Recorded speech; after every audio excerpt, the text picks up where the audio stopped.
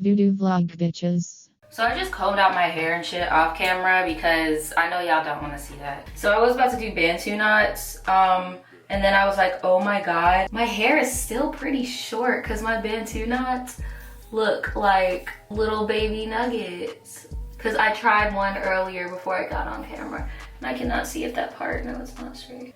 This is okay, right? It's all right. So what am I gonna talk about today? So life has been really fucking weird. It really sucks because I want to go to the beach so bad. Like, I'm not even about to lie to y'all. I want to go to the beach so fucking bad. Like, I'm so tired of being in the damn house. Oh my god. Like, this shit is so not cute at this point. Like, I just want to get a tan. I'm tired of being white. I have not been white for this fucking long. Like, I hate it. I despise it. And I have not been this, bitch, I have not been this complexion for this long in a long time. And why isn't my shit twisted? It just twisted earlier. I think I got way too much hair in this shit. Because before it worked, no problem. Because I'm not trying to wear no bobby pins. But that's what it looks like is about to happen. I'm gonna have to come back to a few of these. I don't know about y'all, but when I do my hair, I always make sure I get the baby hairs out first. So I'm not looking crazy and I don't mess up like the slickness of it, you know? Does that make any sense? Probably not. It's hard to do my hair and talk. I don't see how girls be doing it on their channel, bruh. What's been going on in life recently? Things have been very boring. So this year, because of quarantine, I did not go to a party. I did go to a party last year. A friend of mine hosts a 420 party every year. And I've been going to her parties for the past like 6 years or so. Like, even when I didn't smoke, I would still go to her 420 parties. So this year was gonna be like the first year that she threw a 420 party that I would be smoking. Girl, please stay because I'm about to open this door. I hope my room isn't a mess. Get some ventilation up in this bitch because I'm sweating my fucking little hair out. This makes my edges look so bad. Like, this shit got me looking fucking deranged, girl. No, seriously. So yeah, so I went to a dispensary called Trulieve. Trulieve is like the biggest dispensary in Florida, or at least like the most well-known. I'm not really sure the stats, don't quote me, girl, because I'm a little bit, oh fuck, I forgot about my coffee downstairs. That's just probably cold and disgusting, and I definitely need to drink a coffee before I go live, because I go live today too. I don't know how I'm supposed to part this. Like, I don't, because like it's different when I'm doing this, like, and I'm about to just lay on the house, but I'm about to make some fucking videos, and I'm not trying to have my shit looking crazy in the back, but I can already feel it about to be crazy in the back, because this just doesn't feel right to me. Like, this doesn't feel like I'm going down the back of my head. It feels like I'm going diagonal. So 1, 2, 3, 4, 5. That sounds right. That sounds about right. So I went to the dispensary. I did an online order or whatever, thinking that that was going to get me speedier service, because right now everything is to go. Like, even the smoke shop is to go. You have to text like a number on their front door, and then you have to text them what you want to buy, what car you're sitting in, and then they'll walk up to your car and they'll give you whatever the fuck you need. Yeah, so with that being the vibe of like everything right now, I just thought I would be able to make a to-go order and that my shit would just be ready, you know? When I get there, they talking about we're gonna be seeing walk-in patients first. And I'm like, well, that makes no sense, because not even a week ago, y'all weren't even allowing people to walk up in this bitch. So what is it? Like, what is it? Because that too, at the dispensary, they weren't letting us do it either. Like, literally not even 2 weeks ago. So I was like, so what is it? Like, what the fuck? And they were like, well, yeah, it's gonna be a 30-minute wait. So my ass had to sit in this hot ass fucking car for 30 minutes and wait. And yes, my car is hot, because I didn't get this fucking AC fixed. because of all these bills. Oh my God, that's what I could talk about. Oh my God. Who the fuck else, ever since this quarantine has happened, who the fuck else is all of a sudden just being bombarded with a whole bunch of like responsibilities that living in the real world kind of made you not be on top of? Cause y'all, I got a fucking rude ass awakening with these bills. So I'm gonna just do a little story time about that, because my legit story time is gonna be posted in this individual video, and it's gonna be about my experience being in public with these goddamn crazy ass people during these crazy ass times. Florida girl edition, okay? Cause y'all know I live in ratchet ass Florida. Yeah, fuck that dispensary ass story. Long story short, I got some fucking cough drops and they pretty much did the job, and it was my first time getting an edible from a dispensary. That technically isn't an edible, but okay, so y'all, some of you guys know that I am starting college this fall. I have spoke about it maybe like 5 times or so on my main channel, because I don't really want to talk about it too much.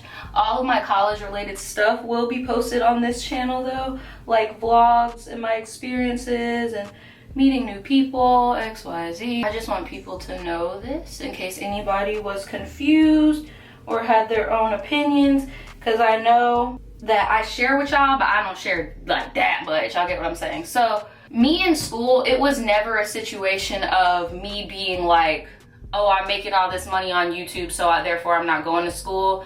It was never like that. I love school, bruh. I love school. I live in America though, and school is not free.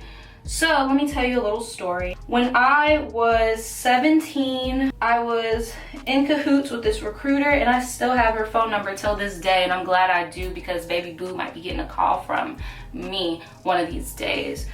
But mind you guys, this is like a rough draft. I'm about to come and touch them up. I just wanted to get them all sectioned out the way I want it.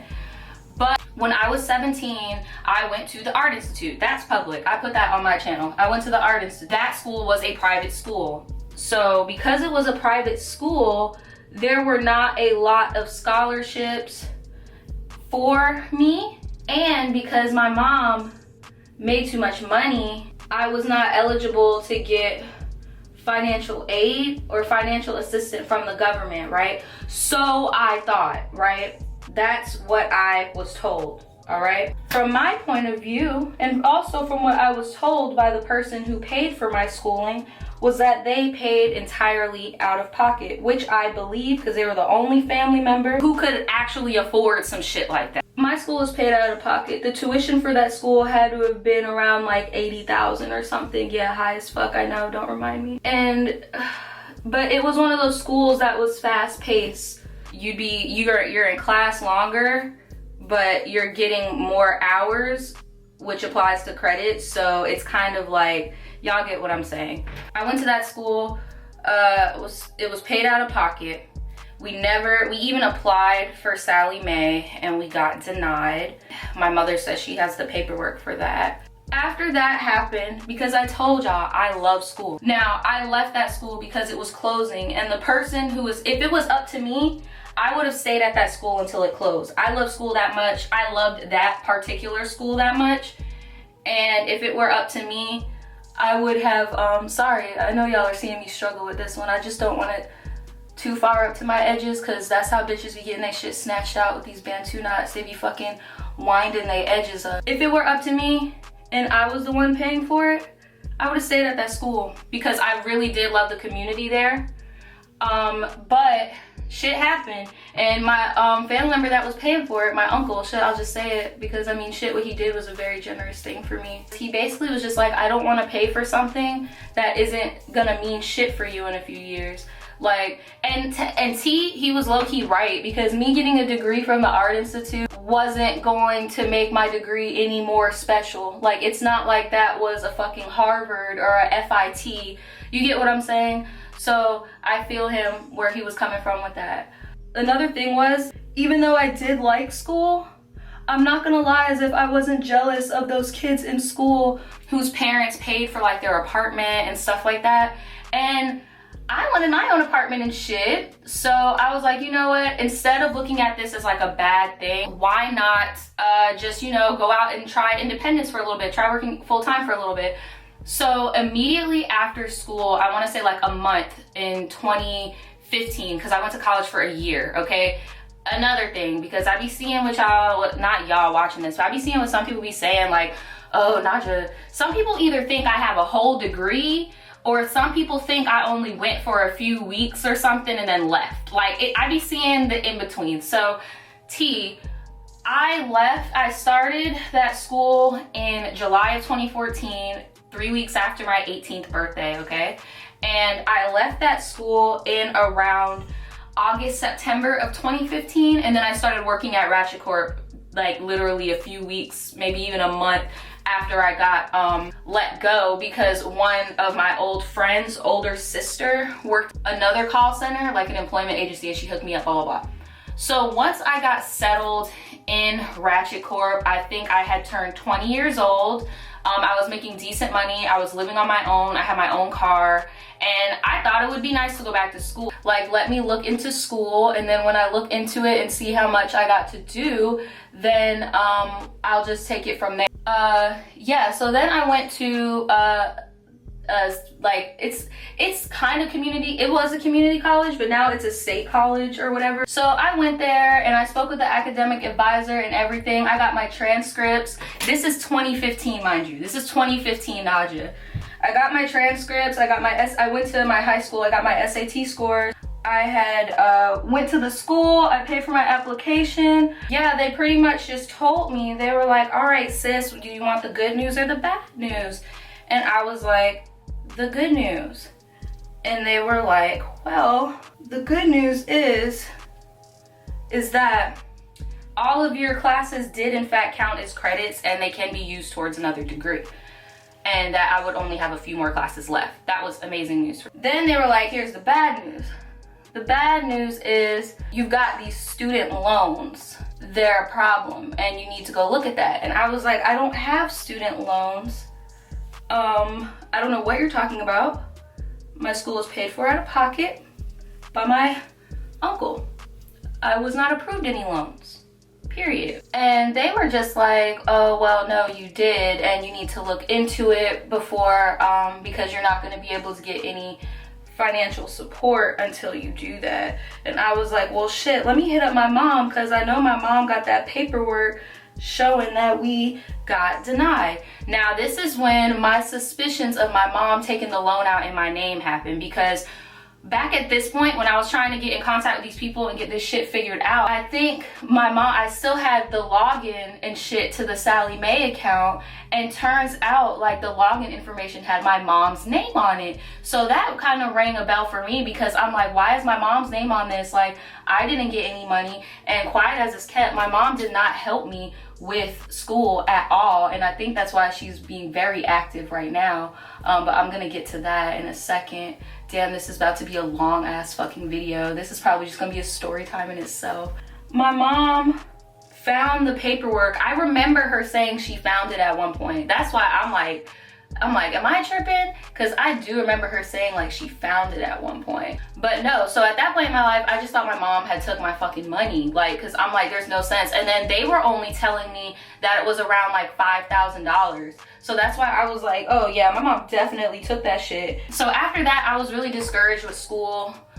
Because I was like, well, damn, like, I need this money, because like I was doing well for myself, but the fact that I needed financial aid, obviously I did not have, just $5 grand laying around to pay them. And I didn't even start doing YouTube yet. I just had like this little silent resentment towards my mom for that, because it's like, bro, not only did you not help me with school, but you got me over here like looking crazy because you fucking with my name and my social security. Like, that's what I thought happened. I'm not even about to lie to y'all. And I didn't want to get my mom cased up for no identity theft or nothing, but I really thought that my mom did that shit. Fast forward to 2017, YouTube happens, boom, bop, bam, y'all know the drill. I had, you know, put school on the back burner, not so much, but I kind of stopped beating myself up about not being able to go back. And then it also didn't help that like I made so much money so fast that I was scared of being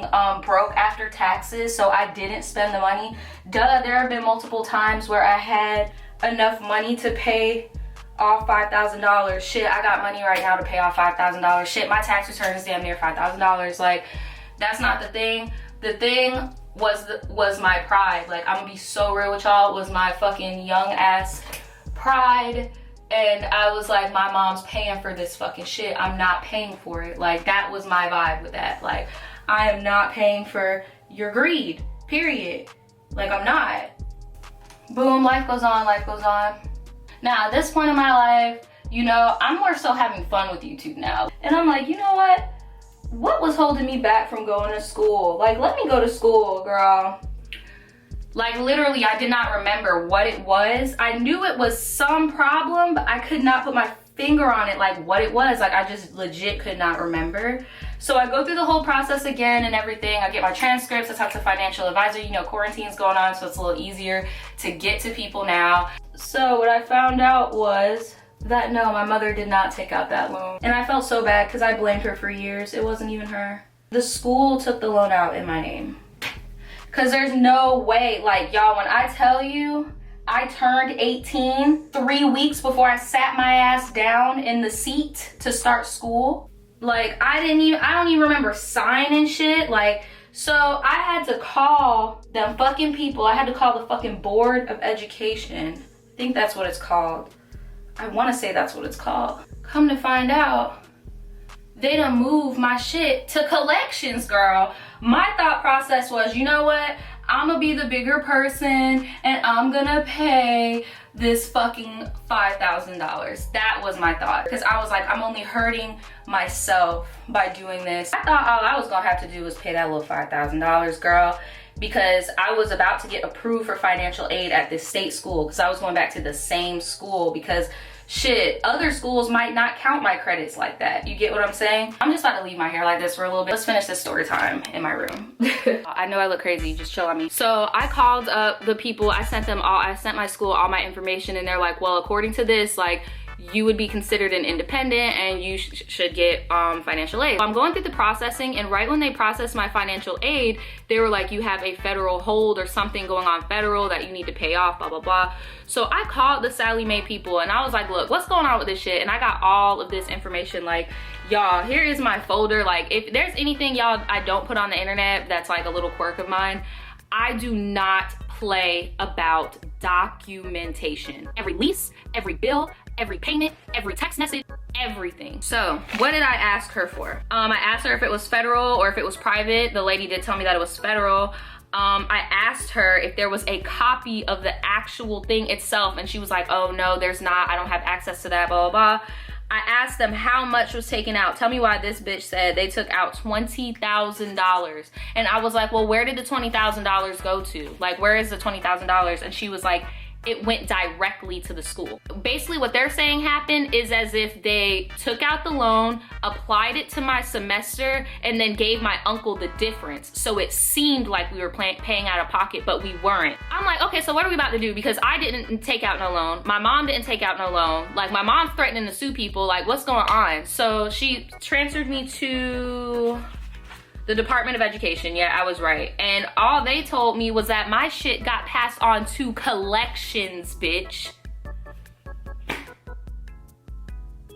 So now I gotta call bill collectors. So I call the bill collector up, and girl, I do not give a fuck. I call these bill collectors up. I tell them all the information that I have, and I tell them what I need from them, and I told them, like, what do I need to do? Because I didn't see a dime of this money. I did not consent to this money. I was a minor at that time. Like, my mom did not give me consent for that. Like, what the fuck is going on? Like, something's not right. So basically what they agreed to do is they were going to send me a, what is it called? They're gonna send me a promissory note, and I have to approve or not whether it is my signature. So now I have to wait for snail mail. As for my schooling, I did talk to my financial aid, and she basically told my financial advisor, she basically told me that I would have to pay out of pocket, but that once that gets cleared up, they're going to apply it towards me in a refund type of form. So it won't be a complete L, but it's still like in you get what I'm saying, hovering, because I don't know what the fuck's gonna happen with this loan. But my mom did send me this website, and I have to fill out these forms because for this shit, what is it called? Oh yeah, it's a borrower defense. It's like it's called borrowerdischarge.ed.gov. She sent me this to apply for this. That's where I'm at right now. If anybody has any experience in this type of shit, hit me up. That's what I'm doing with my college journey. So just because you see somebody that either dropped out or, you know, I don't know, just don't assume that they just don't give a fuck about education and they trying to be on it. Like, you never know. And y'all, please just be careful with these shady ass schools out here. Like, please.